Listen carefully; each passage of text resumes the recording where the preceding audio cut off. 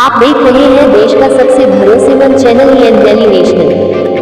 उस पर आपका क्या कहना है? देखिए, अचानक से ये कदम उठाया गया है। पहले ये इलेक्शन कमीशन के शेड्यूल में नहीं था और इतना बड़ा कदम उठाया गया है, हमको याद भी नहीं है कि आखिरी बार इतना बड़ा कदम कब उठाया गया। और ये फिर से फ्रेश वोटर लिस्ट ये जो है बनाएंगे केवल मात्र 25 दिनों के अंदर। ये इम्पॉसिबल है। 8 करोड़ लोगों का आप डोर टू डोर कैसे जाओगे? आप डॉक्यूमेंट्स ऐसे मांगे जा रहे हैं जो गरीबों के पास है ही नहीं। और सबसे पहली बात, ये बाढ़ से हमारा बिहार 73% क्षेत्र जो है वो डूबा रहता है, ग्रसित रहता है, त्रस्त रहता है। लोग अपना जान माल बचाएगा कि इलेक्शन कमीशन को डॉक्यूमेंट उपलब्ध कराएगा, और वो भी ऐसे डॉक्यूमेंट जहां आपको आधार की मान्यता नहीं है, ना मनरेगा कार्ड की मान्यता है। आपको प्रमाणित करना पड़ेगा, अपने माँ बाप का बर्थ सर्टिफिकेट भी देना पड़ेगा। कितने हमारे माता पिता जो गरीब हैं उनका बर्थ सर्टिफिकेट है, कहाँ से लाएंगे वो लोग? ये पूरी तरीके से साजिश है। और जब आखिरी बार ये हुआ था तो लगभग 2 साल लगे थे इस प्रक्रिया को पूरा करने में, तो ये 25 दिन में कैसे प्रक्रिया पूरी कर लेंगे? ये साजिश की बू है।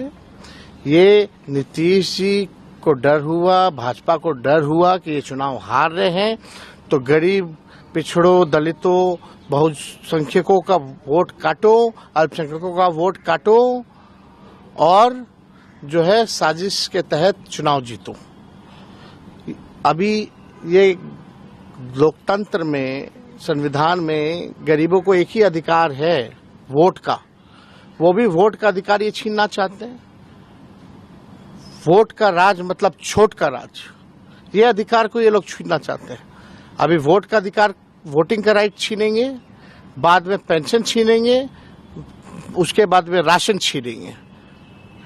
ये लोगों का एजेंडा साफ दिखाता है कि बड़ी साजिश है, बू आ रही है। और ये नीतीश कुमार जी और मोदी जी मिलकर के गरीबों का काट रहे हैं वोटर लिस्ट से नाम। ये अन्याय है, इस अन्याय को हम लोग सहने वाले नहीं है। महाराष्ट्र में भी देखा गया था, आप विपक्ष ने उठाया था सवाल कि ये जो इलेक्शन कमीशन है वो जो वोटर लिस्ट बनता है उसमें खेला हुआ था। बहुत गरीब ऐसे हैं जिनका आधार कार्ड भी नहीं बना हुआ है, लेकिन आधार कार्ड भी इसमें मान्यता में नहीं है। अभी कुछ दिन पहले ही इलेक्शन कमीशन आधार कार्ड को लिंक कर रही थी ताकि डुप्लीकेसी ना हो लिस्ट में, तो इसमें आप क्यों आधार कार्ड को नहीं इंक्लूड किए? पहला सवाल।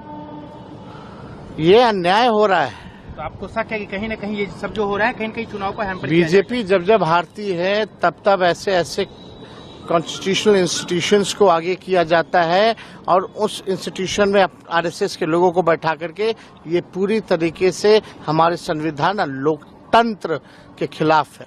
एक और सवाल, आज जिस तरीके से आरएसएस के एक बड़े नेता ने कहा कि कुछ शब्द हैं दो, उसको ये लोग संविधान विरोधी लोग, आरएसएस वाले लोग जो अंग्रेज के चमचे, जिनका कोई योगदान नहीं इस देश की आजादी में, एक बार छू के तो दिखाए लोग संविधान, ये हटा करके तो दिखाए। आप प्रिएम्बल्स में से सोशलिस्ट शब्द हटा दीजिएगा, आप सेक्युलर शब्द हटा दीजिएगा। यही इनका असली एजेंडा है। दे भाजपा के लोग जवाब इस पे। वो संविधान में छेड़छाड़ नहीं करने की बात कर रहे हैं। ये लोग सब आरक्षण खत्म कर दिया, सब कुछ जो है निजीकरण कर दिया गया, स्वतः आरक्षण खत्म कर दिया। ये लोग आरक्षण विरोधी लोग हैं, ये लोग संविधान और लोकतंत्र विरोधी लोग हैं। बिहार के लोग इस बार करारा जवाब देंगे इन लोगों को।